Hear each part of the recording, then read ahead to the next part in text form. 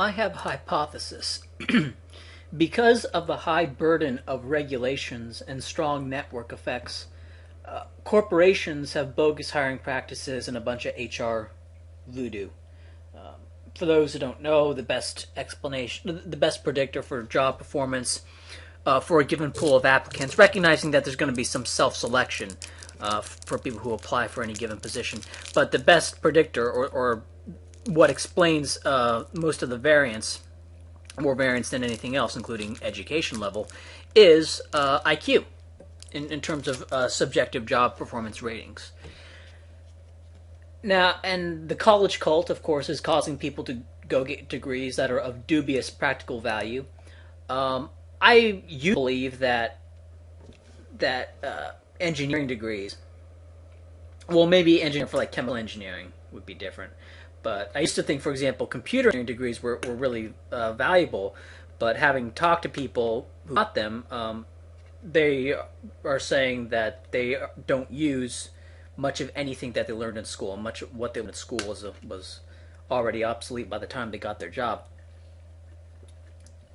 But so even the quant degrees or the STEM degrees may be of questionable value. Certainly questionable value for the 4 years you actually spend there.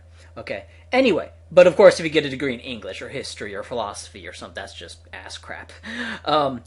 And I believe something like half of all people are getting degrees in that. But anyway, so college is of dubious value, especially when you consider it's 4 years. But if you don't go to college at all, then you stand out as a loser and nobody wants to hire you. So you have to go. Bryan Caplan talked about this, saying it's similar to a concert where, if you want to get a better view of the concert, everyone's in the stands. If you want to get a better view of the concert, what you should do is stand up. Then you'll be above everyone, and then you have a better view. So, if everyone wants to get a better view of the concert, well, then everyone should stand up, right? Right? Of course, no. Right? It's only a relative thing. Similarly, going to college is like standing up. That's what he's saying. Okay, but you have to go. And so people feel held down. They have to go to college, which is a bunch of bullshit. Then they get out of college. They're shocked at how this college degree is not a golden ticket.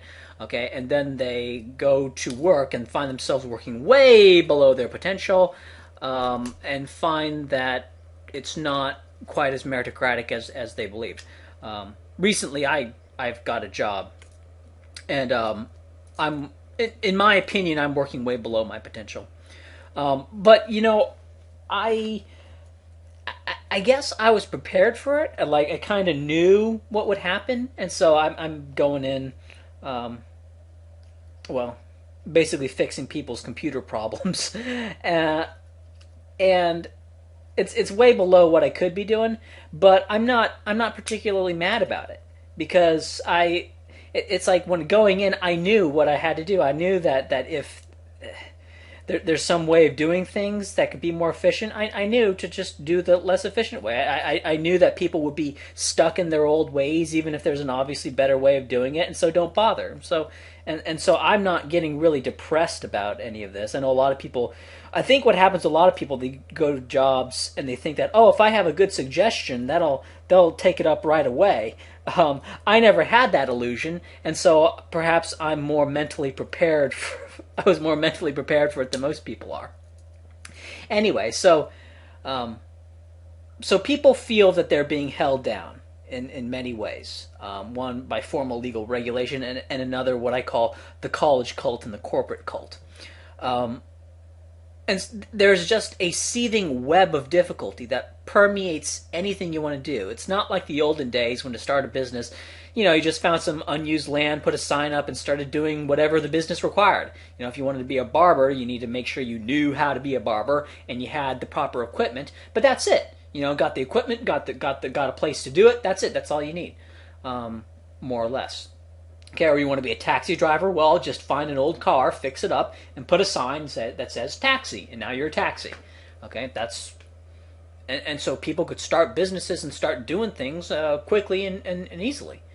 And while you could say, that's bad because the taxi could be a kidnapping operation or something. It could be, and you could say, well, we need all these regulations for health and safety and blah blah blah blah blah blah blah. You could say something like that, and we could have an argument about that. I would say no, it's better to have a more open business environment.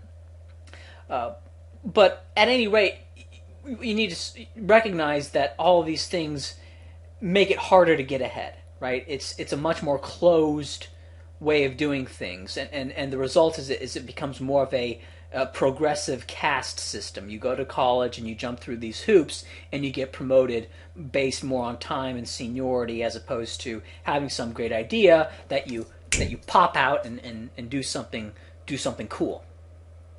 And so the world is not like that anymore. And so everyone is held down, and it's palpable. People can feel it, feel the frustration in why their life doesn't seem to be going anywhere. It isn't starting, even though they know they have the capacity to do a lot more. Okay, if you're black, you may be tempted to believe that this holding down, this web of difficulty, is white privilege. It's something that white people don't face, but black people do, and that's why black people have all these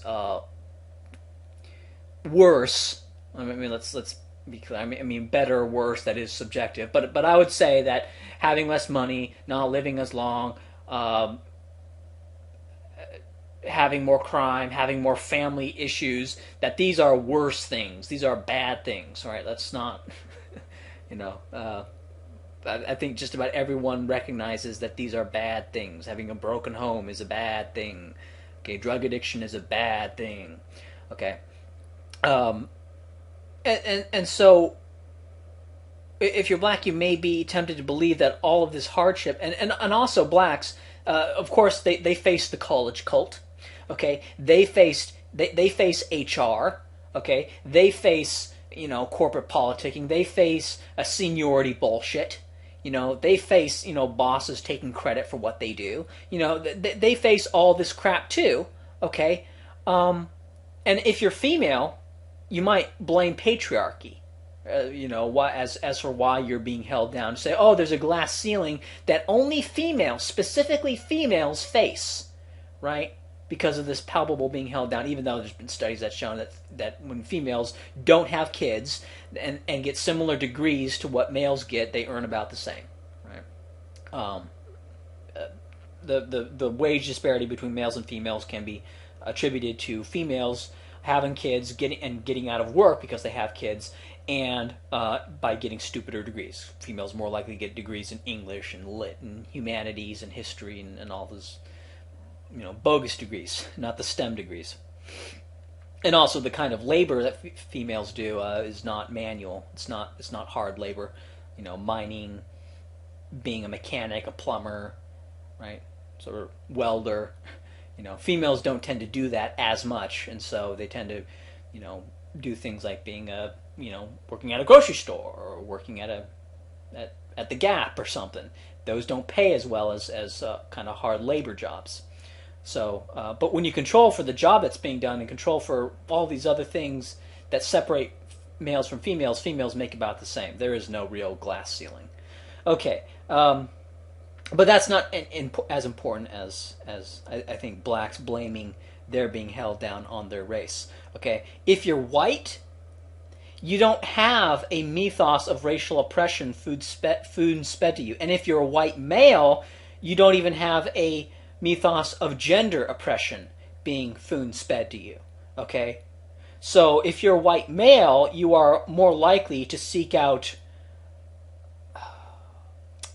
real explanations for why you are held down, okay? Not unfalsifiable, unquantifiable explanations like white privilege and patriarchy, right? You recognize that you're being held down because of the laws that hold you down. You recognize that you went to college, you got a worthless degree because of the college cult, okay? And you recognize that the reason for bullshit, that